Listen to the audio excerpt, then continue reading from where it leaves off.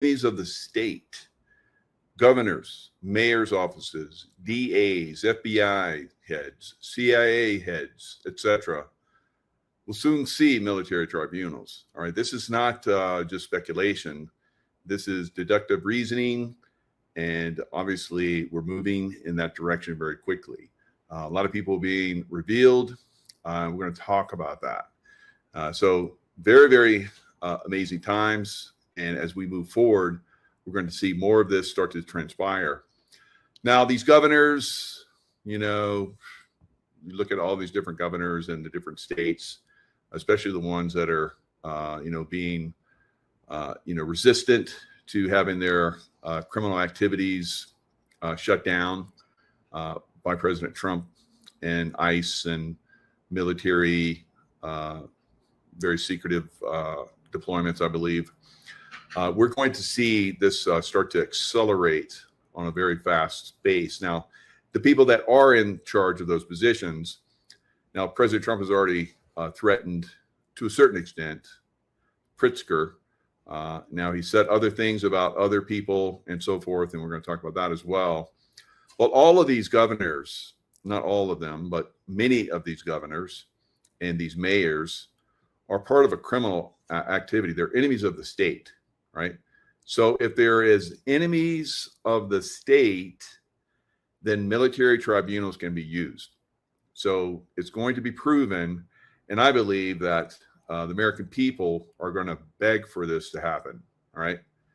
We've seen a lot of these cities and so forth that, through the social media and, of course, the mainstream media and so forth, and then, of course, these talking heads, Pritzker and Newsom and Pelosi and Adam Schiff and all these others that are all criminals, enemies of the state, that eventually they will be taken away. And once that level is taken away, then it will go to the next level, the billionaire, pushing this agenda, pushing these people into office to basically take over America. And really, they have taken over America to all extents and purposes.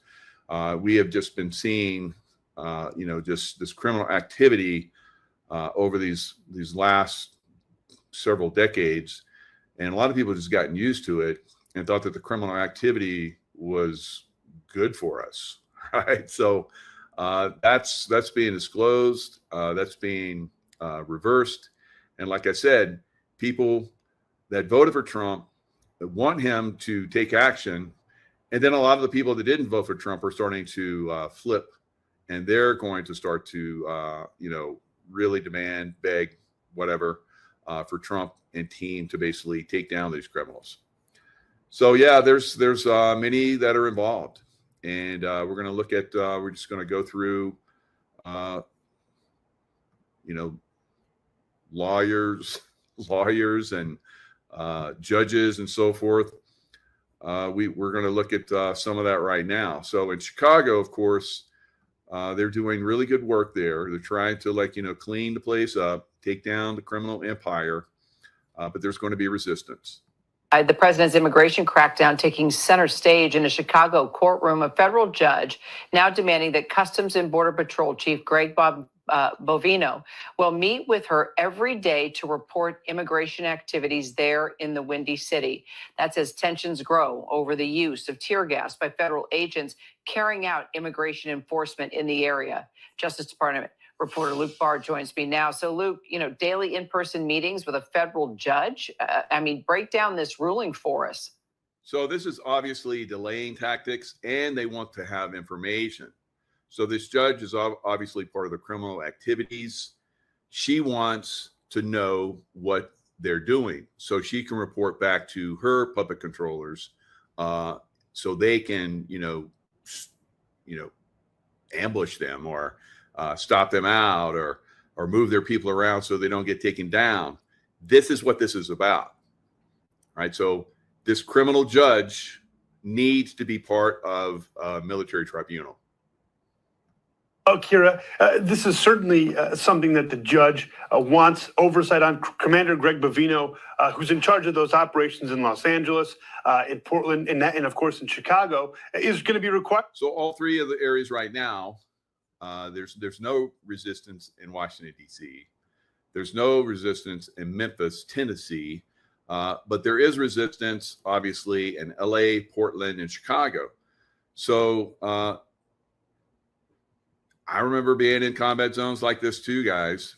And, there's the CIA wanted to know daily, because I was in some very, very tough areas that we weren't supposed to be in. Everybody had left.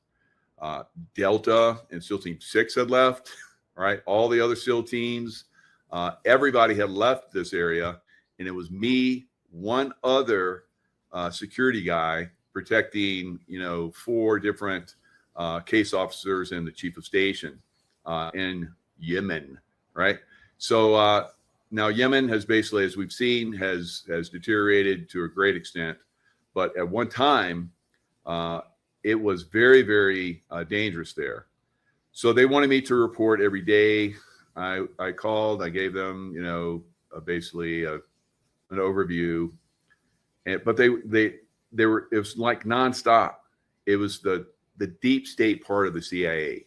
They wanted to be so informed. And at this point, I was starting to distrust, right, portions of the CIA.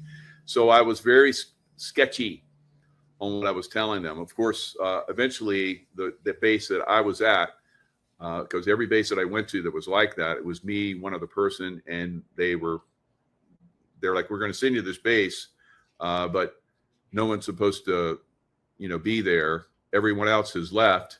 I would go there, and it would turn around magically, and they would become very active bases. And we started taking down a lot of enemy combatants, terrorists, and so forth. But they wanted to know way too much information, and this is the same thing that I'm seeing here. So I know that there's elements I knew back then there were elements in the CIA that were playing against us, right? And being a contractor, not directly part of the CIA, I didn't have to tell them everything. I could play around their little box they're trying to put me in, right? So I thought outside the box, I played outside the box, and I was very, very effective. Now they want to put this ICE agent in control of operations in a box. Right. So I'm very curious to see how he wiggles outside that box and plays this. But I guarantee you, he's probably going to play it like I did. He's going to just give them very, very basic, very nondescript information about what's going on. Meet with her every day at 6 p.m. to go over the immigration enforcement actions of the day. She said, quote, "My role is simply to see that in the enforcement of those laws that you and your agents operating under, that you are acting in a manner that is consistent with your obligations under law," meaning that it is consistent with the Constitution. That's from our reporter, Jim Hill, in court.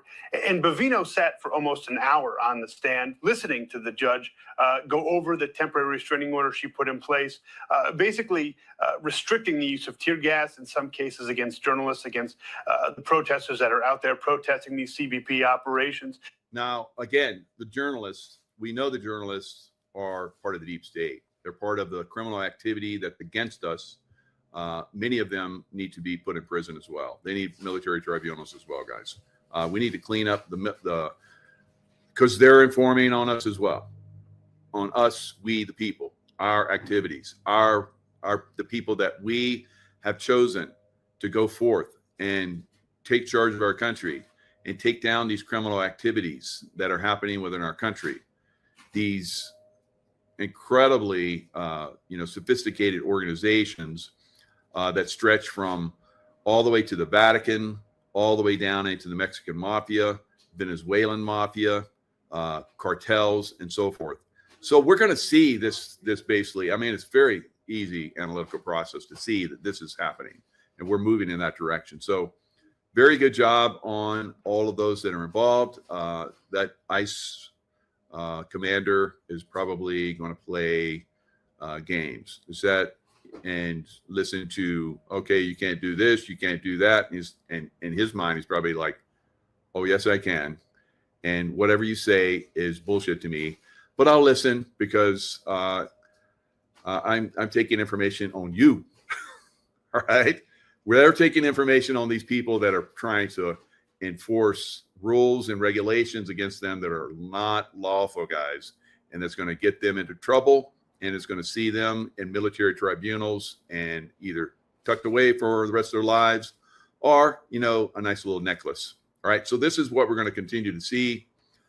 Now, we could give you guys a little bit insight, the untouchables, because we're looking at criminal activity. These are criminals. They're enemies of the state. Elliot Ness, you know, took down some of these people in Chicago. All right. So I'm going to, like, you know, kind of tie it into the mayor and the governor of Chicago, because they're basically, they think they're untouchable. They think they're untouchable. Right. And they're going to find out. Yeah, they're going to find out. Right. Tickle, which I believe appeared in a newspaper, asked why, since you are, or it would seem that you are in effect the mayor of Chicago, you've not simply been appointed to that position.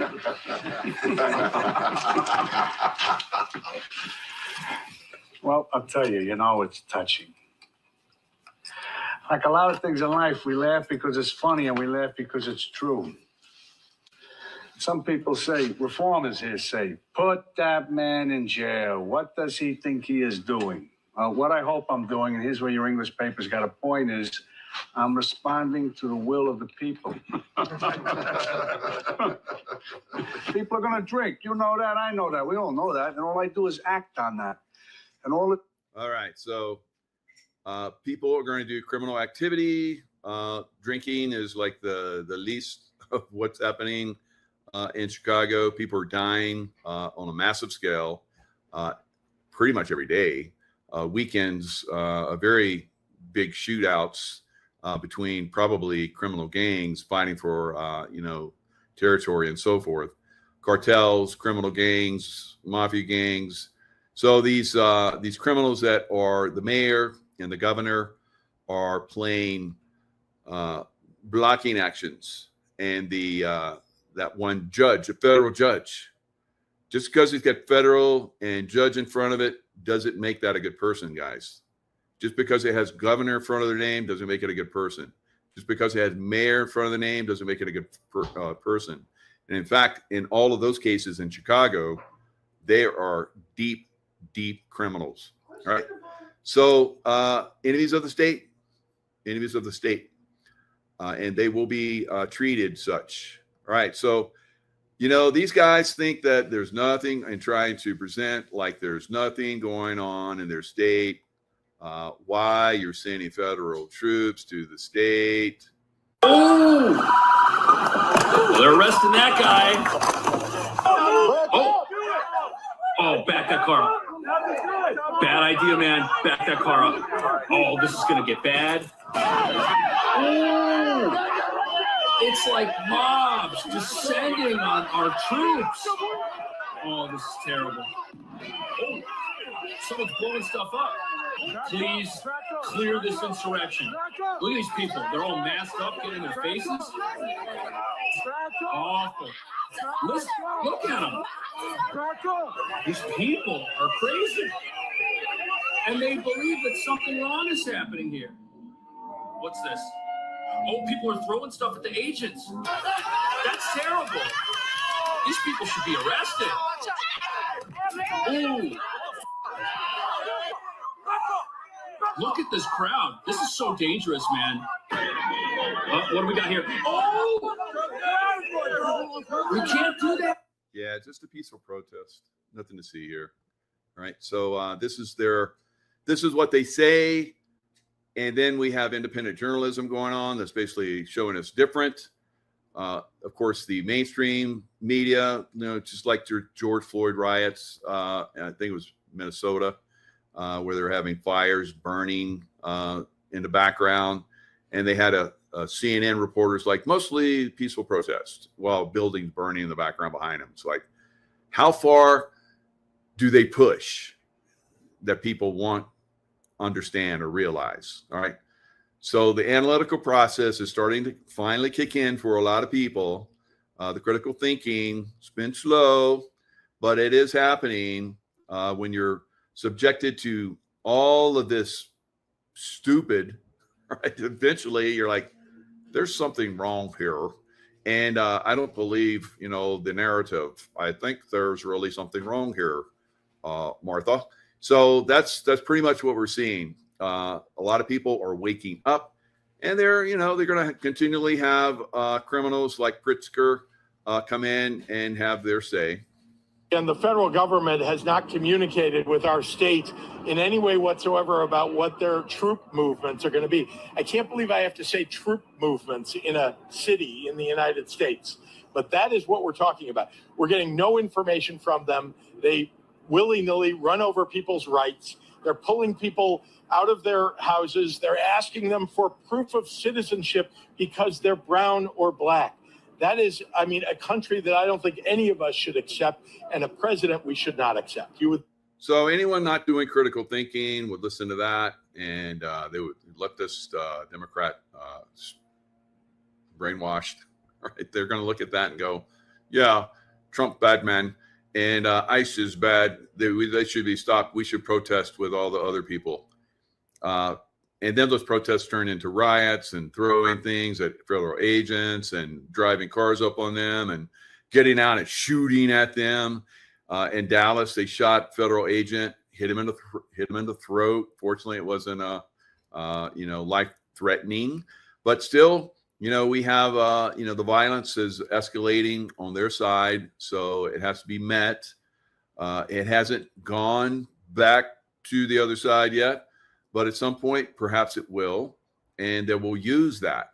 So I'm very, very thankful that these agents are extremely well trained, obviously, to the point where they can actually have shots fired at them and still maintain a semblance of control and methodology when coming at these deranged people, right? Absolutely deranged, paid to be deranged, many of them, but still, we're seeing some of them are actually, very, very bad people.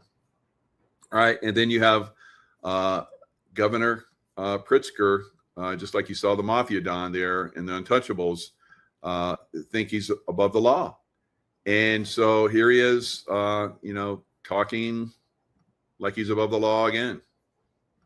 To put you in jail. I don't know anyone that covers Trump that views him as someone with a sense of humor. So if he's saying it, it's obviously on the table for him.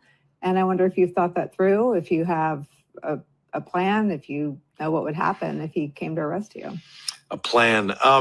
Look, I have said, very explicitly, come get me, because he's got no reason. There's no probable cause. There's nothing.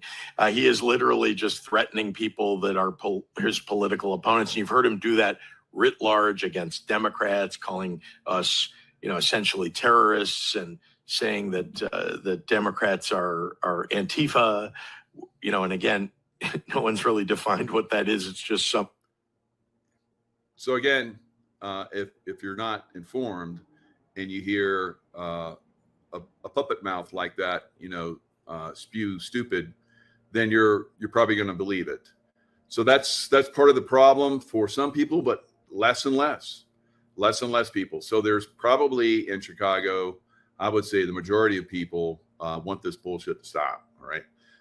And when their voices get heard more and more and more, then it probably will. It probably will. So we need to hear from the people of Chicago. We have been hearing from them.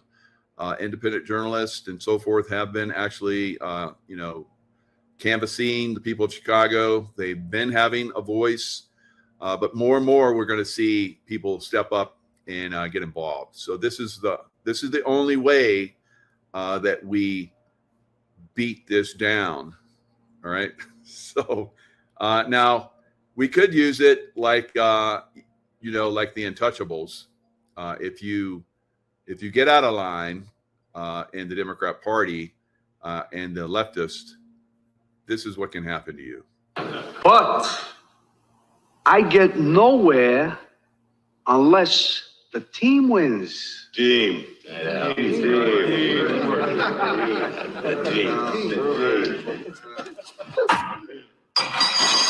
Oh, Jesus Christ.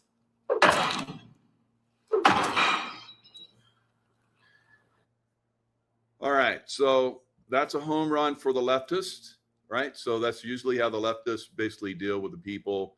We've seen so many people that have committed suicide, suicided themselves after they say that I don't intend to suicide myself, but if I do, it's them. The people that have turned and have given up information. Then, of course, you get people that see that are within this mafia group, believing at one time that it was a very good, thing to be involved with these people, and now they're like, "Ooh, if I get out of line, I'm going to get the slugfest, right? I'm going to get the slugfest. I'm going to get the necktie, or I'm going to, hanging from, my wife and kids are going to go out to, get something at the local store, and they're going to come back, and somebody's going to be hanging around because they got out of line." That's the way these guys operate. So it's probably going to get to the point where you're going to have military tribunals, guys. These guys aren't going to do the right thing. They're under threat from their groups, mafia. I talked to this one lovely woman that's, was from New York, and she grew up there as a young kid, and her family, there was connections, people married into the mafia. And when you marry into the mafia, you're part of the mafia. All right. So we've seen that with Nancy Pelosi and Gavin Newsom. Right. So you marry into the mob, you're part of the mob. Right. So I'll bring that up in a minute. But here we have, a lot of these people are interrelated. They intermarry. They're all part of a big mafia group, guys, and deep state. We call them deep state, mafia, whatever we want to call them. They're enemies of the state. They're enemies of America, and they'll be dealt with by military tribunals. All right. So if you look at, these things, and you talk to lots of people like I have, this one lovely woman was telling me how, as a kid, their family, group of them, kids and all, went to this restaurant in New York, and it was, or New Jersey, one of those areas. All right. And New Jersey, New York, mob. So all part of the same. And so she's like, and it was during the week, it was very unusual that we would be going to this, on the weekends we would go out and we'd do dinners together and so forth. But this was during the week. And so they went to this restaurant. Everything was normal. They went home. The next day, I guess, a good family, because the mafia, some mafia anyway, they have rules. And some of those rules are like, you don't kill kids. All right. So we know that's not the way a lot of these mafia groups work. They're all about trafficking children now. All right. So back then, 50, 60 years ago, this was the rule. You didn't go out over these lines.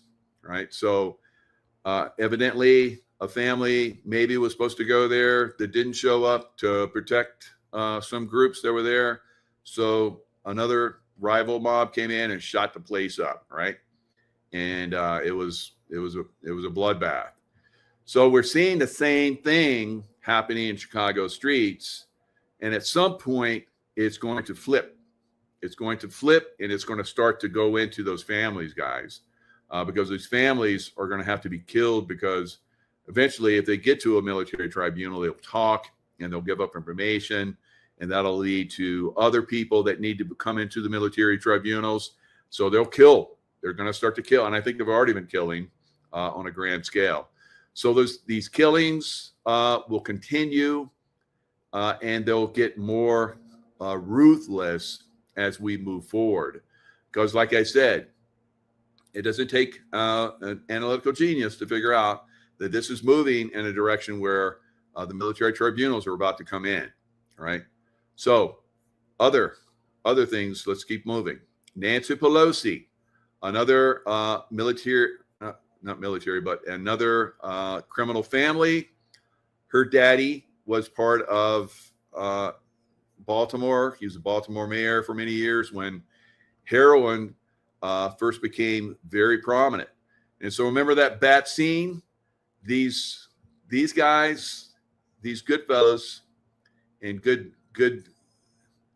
fellerinas, whatever, are very, very nasty. And watch how Nancy Pelosi reacts to, she looks like a little mafia girl. Finding you liable for that day. Why did you refuse the National Guard on January 6th? Shut up. I did not refuse the National Guard. The president didn't send it. Why are you coming here with Republican talking points as if you're a serious journalist? The American people want to know. All righty. So this is the way these people feel. She's not their journalist. They own the journalist guys. The journalists are part of the criminal crime families, right? They need to be dealt with by military tribunals as well. So you're going to see that happen, but you see people like me, independent journalist that comes in. They don't want this to get out. They do not want this to get out. Right? And so will there be pushback on that young lady that came after little mafia Don girl? I don't know. So look at all of the different, Gavin Newsom and, gosh, so many in Mafia, California. Now, I was just at Muscle Beach doing a workout. Dream come true. Got to work out with this amazing guy named Mike, 6'9". He's from Austria, from the same area where Arnold Schwarzenegger knows Arnold Schwarzenegger. And I was at the Muscle Beach, workout gym on the beach, and I got to do a nice workout. Really was good for me. I've never had anybody train me before, other than when I was in SEAL teams. Of course, I got trained in SEAL teams, and I was a trainer, and I've always trained myself. But it was great to get that shock the monkey little workout into 2 hours. And Ike was like, usually people only last half this time. And I was like, had my Navy SEAL cap on. So I was a Navy SEAL. But, my body doesn't look like a Navy SEAL anymore. But, it's under the surface. It's hidden. Since COVID came out and I couldn't work out, and it's been a hard road to get it back again. So need a little shock to monkey. I got a little shock to monkey, but that was great. So I heard and I saw that people aren't getting in the water. All right. So, up and down the beach, you're talking like the most beautiful beachfront area in the world. People don't go in the water. Why? Because they came in directed energy weapons and burned many cities. All right. And that burned area, which is basically highly toxic, as we found out, and is also radioactive, as we know from, huge microwave energy. It releases radioactivity, right? So that is washing into the water. They buried a lot of it, but you get some rains and that washes through that stuff. People don't go in the water, right? So Californians are smart about that. But if I was looking at all these Californians on the beach and walking through the streets and so forth, I was like, if these people for one day got together and said, enough of these criminal assholes, and marched on the state capitol and said, you're out, and we'll be here until you're out, it would be over. And then they put somebody in there. They could select somebody good, put them in there. all of California would turn around overnight. But the people of California have been conditioned, right? They've been conditioned by dozens of years of basically, we got these beaches for you. The climate's perfect. Just go and have a good time. And we got these concerts, and we got the Hollywood and all this stuff to brainwash you. And don't worry, everything's going to be fine, right? Everything's going to be fine. So this is what happens when you allow criminals into your governorship and your mayorships throughout California. You're going to get extreme problems, guys. I mean, how extreme can you get with California burning like it just recently did? And California's been burning over and over again. Paradise, Malibu, all these different burn activities have been happening over the years. And then a massive burn. But still no one's, acting out. No one's, pushing back.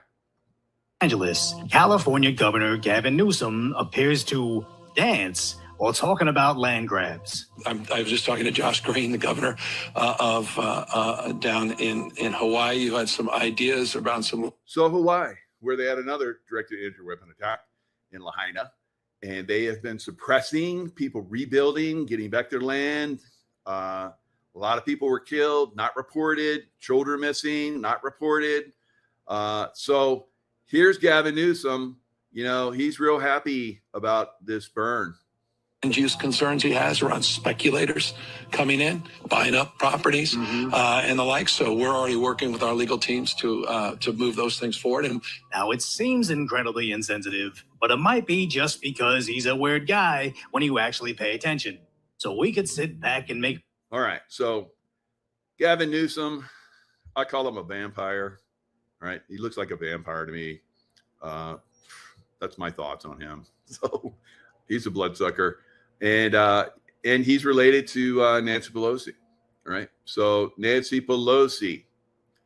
So I'll work my way to Nancy Pelosi, but before I do, let's look at military tribunals. A military tribunal is a court designed to try members of the armed forces and enemy combatants, like these governors and mayors and heads of the FBI like James Comey, on and on and on. Separate from civilian courts, which are slow and obviously compromised. The rules and procedures for military tribunals differ from civilian courts and are governed by military law, such as the Uniform Code of Military Justice, the UCMJ, in the United States. These tribunals can handle both military-specific offenses like desertion and conventional crimes, and can include different types of proceedings, such as courts-martial for service members and military commissions for non-citizens deemed enemy combatants. So these people are enemy combatants of the United States. They need to be tried by military tribunals. It's coming, right? And they know it's coming, and they're going to resist all the way to the end. Nancy Pelosi's father was Thomas D'Alessandro Jr., who served as the mayor of Baltimore from 1947 to 1959. And before his time as mayor, he was a U.S. congressman representing Maryland. Here, he held the office of mayor for 3 terms. What happened during that time frame? Well, let's look at that. You would think that someone that is in that position would look after his people, wouldn't you? You would think that, right? Because that's what they're pretty much tasked by the people of the state to do when they elect them. So in Baltimore, the rise of heroin use dates back to the mid-20th century and has gone through several distinct phases. So mid-20th century, 1949 and 1959 time frame, where Alessandro Jr., the father, the criminal father, mafia father of Nancy Pelosi, shut up Nancy Pelosi, all right, was basically there. So illicit drug market boomed. While the city has a long history of heroin addiction, its crisis has since evolved and now dominated by the much more potent synthetic opioid fentanyl.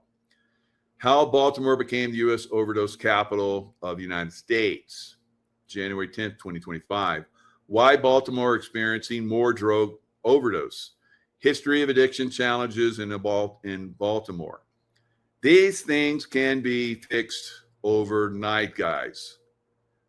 They can be fixed overnight. These people need help, and they don't want them to have help because they're profiting off of this, right? So mid-20th century, 1950s, 1960s, when your Nancy Pelosi father was there, heroin first became a dominant force while he was mayor. Hello, all right? The issue took hold particularly in predominantly Black urban neighborhoods that were struggling with a post-industrial economy and deep-seated racial inequalities. So then a crack cocaine epidemic intensified Baltimore's existing addiction crisis. That also happened in LA, where crack cocaine came in, came from down south, and the CIA was involved in it. We've already, seen movies on that. Early 2000s, the crisis was compounded by the rise of prescription opioids like Oxycontin. 2010s are present. Fentanyl, a synthetic opioid, 50 to 100 times more potent. So now we're having more people die of fentanyl than died in several wars, I think, for the entire time of Vietnam. The deaths, we're having those deaths every year now in rising in the United States. So these criminals are doing this, guys. So Gavin Newsom and Nancy Pelosi are not directly related by blood, but they are connected through a past marriage. Remember what I said about marriage in the mafia groups. You marry into the mob, you are now part of the mob. Newsom's aunt, Barbara Newsom, was married to Ron Pelosi, who is Nancy Pelosi's brother-in-law. Therefore, Nancy Pelosi is related to Newsom by marriage, making her like and by marriage to him. All right. Keep it in the family, right? And the mob. Keep it in the mob family. So it's a mess up there, guys. California, you guys need to rise up, right? So let's look at Georgia. That'll be the last place we look at. So Donald Trump's endorsement is powerful but limited in Georgia poll finds. So he has basically gone on and has started to endorse in Georgia because he's had lots of problems with Kemp and Rafsanjani. Both those guys are very, very bad people, and so it'll not. Burt Jones. So Georgia looks like a really good guy. I've read up on him. I remember seeing him at an event where he spoke. He's very articulate. I think he would be a great governor for Georgia. Burt Jones received the endorsement he was hoping for in his 2026 run for governor, that of President Donald Trump. So Burt Jones for governor has my complete and total endorsement. He will never let you down, Trump posted on Truth Social platform Monday evening. Now let's look at Kemp and Rafsenberger. Right, both these guys, I reported on these guys long time ago, years and years ago. All right, I said that both of them, and there were articles about it, I can't find them now. How about that? Where they were being funded by the Chinese in their runs for governorship, and what is Raffensperger?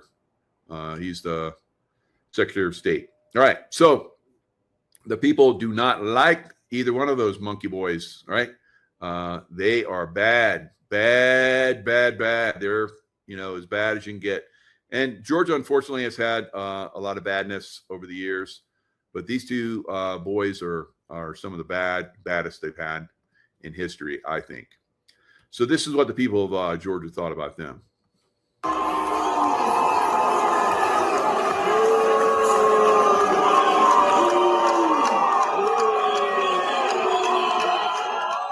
What do you make of that, Congress? So that was Brian Kemp and Governor Brian Kemp and Ratzenberger were both booed because the people of Georgia thought that they should have backed President Trump when he was trying to get the 2020 election fraud, revealed and overturned. And there was massive, obvious video on throughout media of cheating that went on in Georgia. Remember the one where they ran everybody out of, the one voting tabulation place because they said there was flooding. There was no flooding, but they run everybody out. And then they started pulling out boxes and they started running ballots through multiple times to, get Joe Biden elected in Georgia. And they kept doing that for a period of time until there was no other. They knew there was no other Trump votes out there. And then they're like, yep, Biden won by, 2 votes or whatever it was. It was not much. But this is the thing that happened. And Trump kept begging them pretty much, please, get behind me when I'm trying to reveal, that your state was. And why don't you think they did? Probably because they're part of the mafia, guys. They're either part of the mafia or they would get that. I think what happened with Kemp, his daughter was dating a young man, and he had a very horrific, very suspect vehicle accident. And that was basically a warning to him that next time it'll be your daughter and then maybe you and so forth. This is the way the mafia works, guys. So he's, whether he wants to be or not, he's now part of the mafia, right? He's not there by marriage like Nancy Pelosi and Gavin Newsom or all these other mafia criminals that are out there, but he is definitely there by other means, right? They have their ways, right? So if you're not, if you don't have somebody to back you, if you're not clever, if you can't see, if you go into, probably both of these knuckleheads went into Georgia politics, knowing they were corrupted, did some corrupted things, and then they were owned. All right. So now that you're owned, if you don't do what they say, they start killing people around you. Or they have accidents, and that's very tragic. That's very frustrating, right? So this has happened to many of us in this truther movement. It's very frustrating, but what do we have? What else do I have? If I stop, I'm dead. If I keep going, maybe I'm dead, all right? So the only way that I win, the only way that I stay alive and my family stays alive is if we take them down. So I have to keep going. All right. Many of us have to keep going. And I'm very happy to do that, actually. I've served my country in many capacities and humanity. Because when I go overseas, I'm helping other countries. So I'm a worldly guy, So exposing this stuff, bringing down this mafia criminal organization throughout America is very, very needed, right? We can't exist as a country going forward because they're almost got to a point where they completely control us. And this leftist Democrat Party has got to go away because they were ruthless and still are in trying to control us and manipulate us. Remember how many of us for years we were kept off social media, lost our YouTube channels while we're trying to inform everybody, keep as many people alive as we could during the COVID lie, right? The vaccination lie. And now we're seeing that people are waking up to all that. So here we are. We have another one, Fani, all right? I call her Fanny. So you can call her Fani. If she wants to be called Fani, that's fine. But I'm going to call her Fanny, all right? Because she's got a biggie. She's got a biggie Fanny. All right. So I'm not playing with these people, right? These people are absolute evil, and they don't need any kind of accommodation for being nice to them. They don't need to have any accolades. They are evil. They need to be behind bars or something else. Fulton County DA Fannie Willis to appear before Senate. Fannie Willis removed from Trump election case after Georgia Supreme Court basically said, you're disqualified because you are baddie, right? So she's a baddie. She is part of the criminal activity, guys. And she went after President Trump and many people that were part of President Trump's team, and criminal charges against them. Remember, President Trump had the mug shot, right? The famous mug shot, all right? That just helped his cause, really. And that was I think that was more of a turning point. Yeah, Matt, we can just call her ass, right? Fanny, no, we'll just call you ass, all right? Like jackass. So we have her. She's going down. The criminal activity is coming after her. We also have, of course, James Comey, total mafia guy. He found I talked to this woman and her husband today.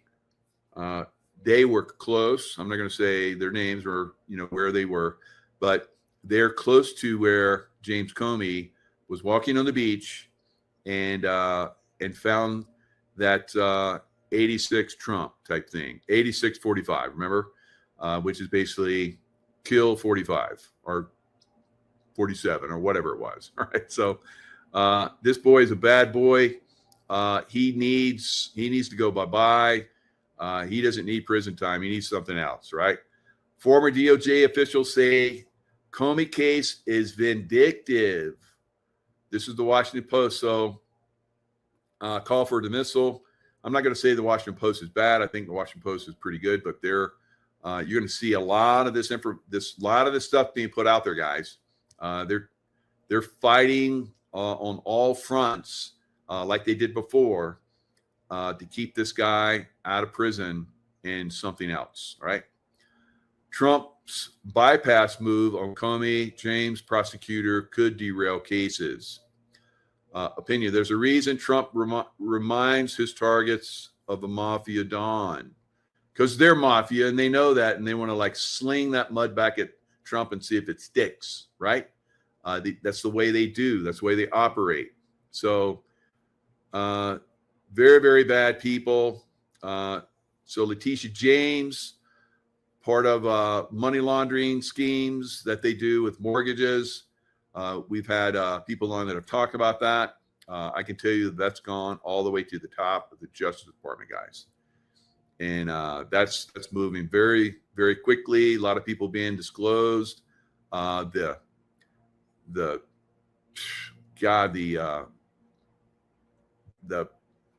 legs, or the octopus legs that extend out. There's you need 500 octopus legs. There's so many legs that go out to all these states, all these district attorneys, media personalities, all of them influenced by money laundering schemes with mortgage fraud.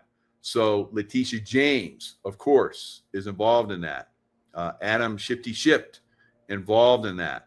So we're going to see more of this get disclosed. So we're just seeing the opening salvos against these criminals.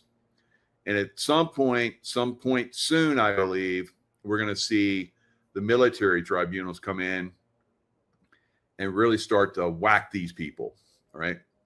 Whack-a-mole, it's coming. So Alvin Bragg, So remember, Alvin Bragg was the only district attorney, of course, in Manhattan, New York, where President Trump grew up. His family was from there. He had to leave New York, right? Go down to Florida.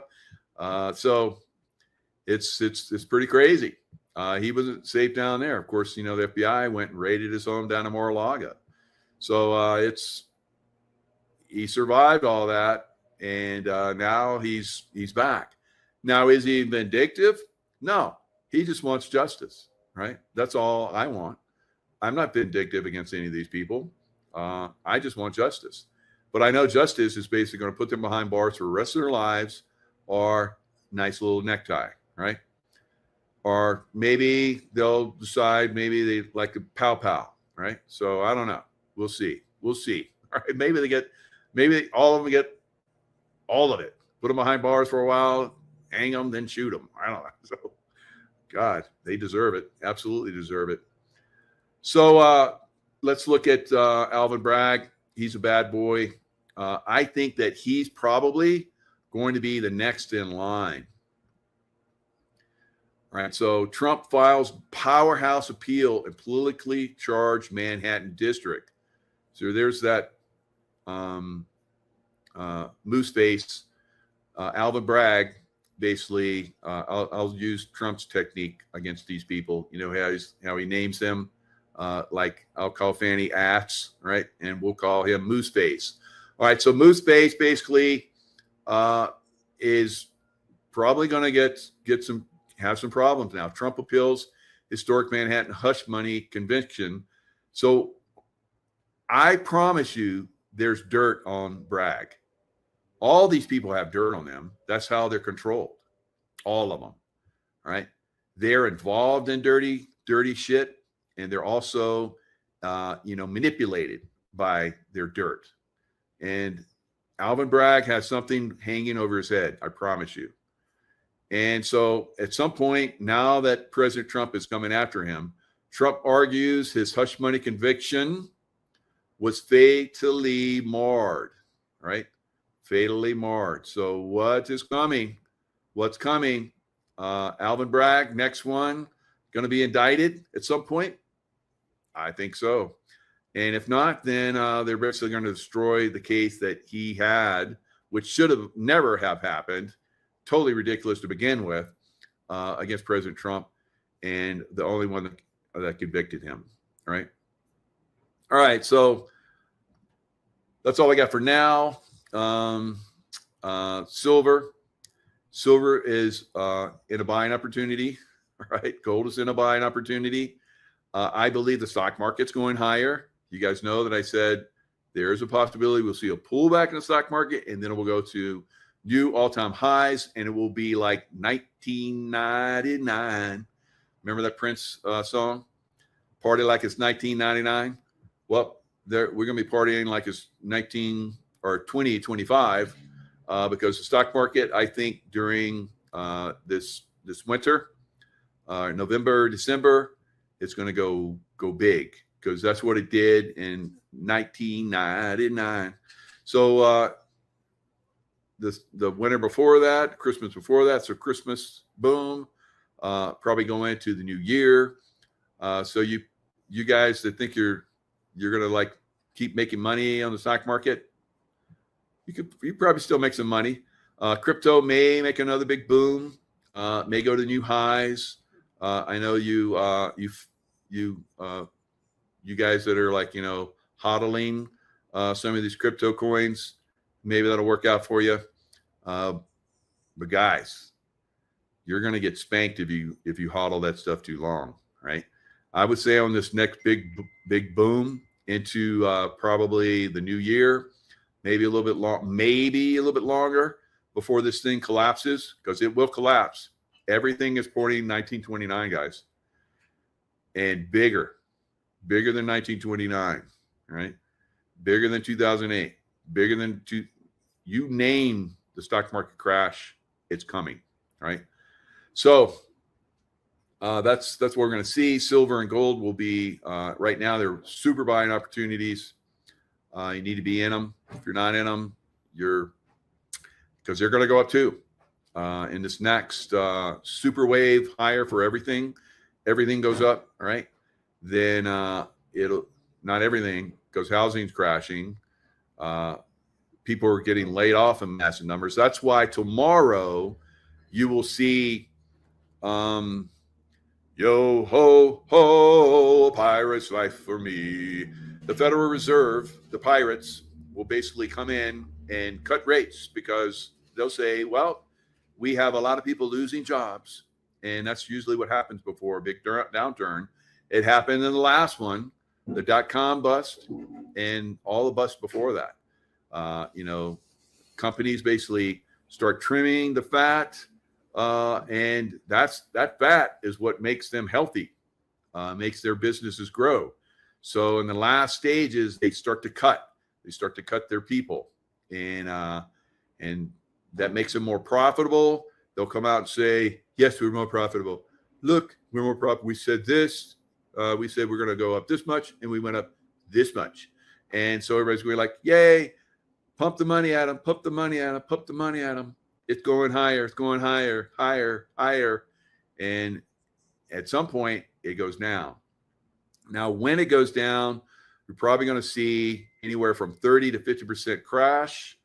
Then it'll pop up, and people that, didn't get out or got out while it was going down, now they're like, oh, I shouldn't have got out. And they'll get back in, and it'll go up a little bit, like 10, 20% or something. And then it'll go down, and it'll go down, and it'll stay down for years and years and years and decades and decades. And a lot of you guys that are in,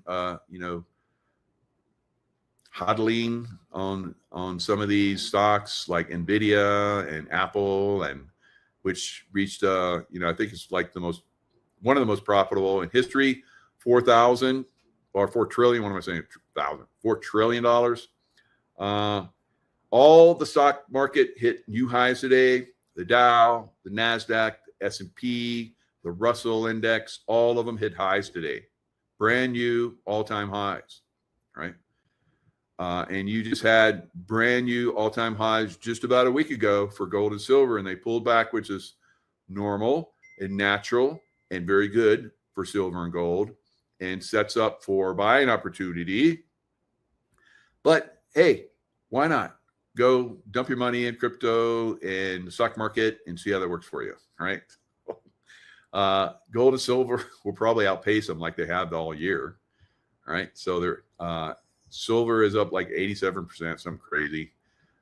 Gold is up like 76 or something.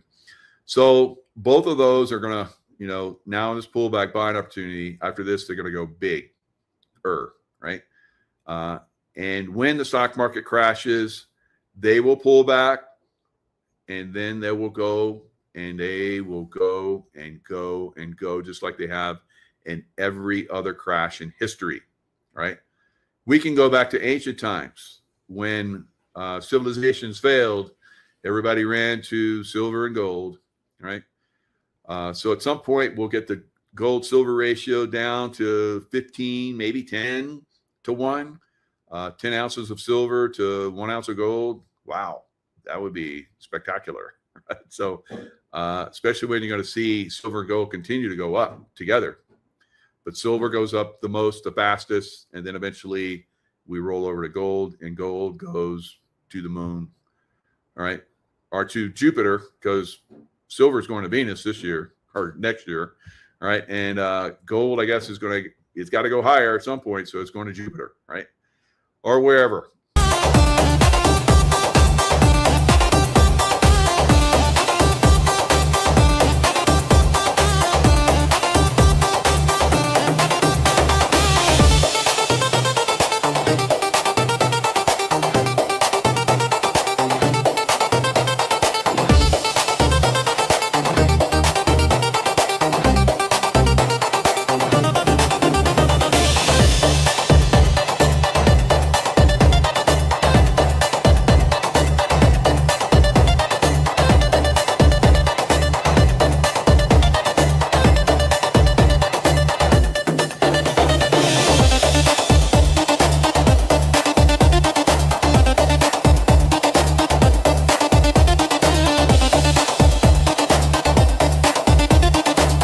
That's not a good thing. But if you're intuitive, or if you have a little bit of, it starts with the gut, and that gut feeling, because a lot of people don't understand that in your gut are lots of neurons. It's a second brain. So some people just get that gut feeling. That's good. That's good. That's baby level. That's baby level.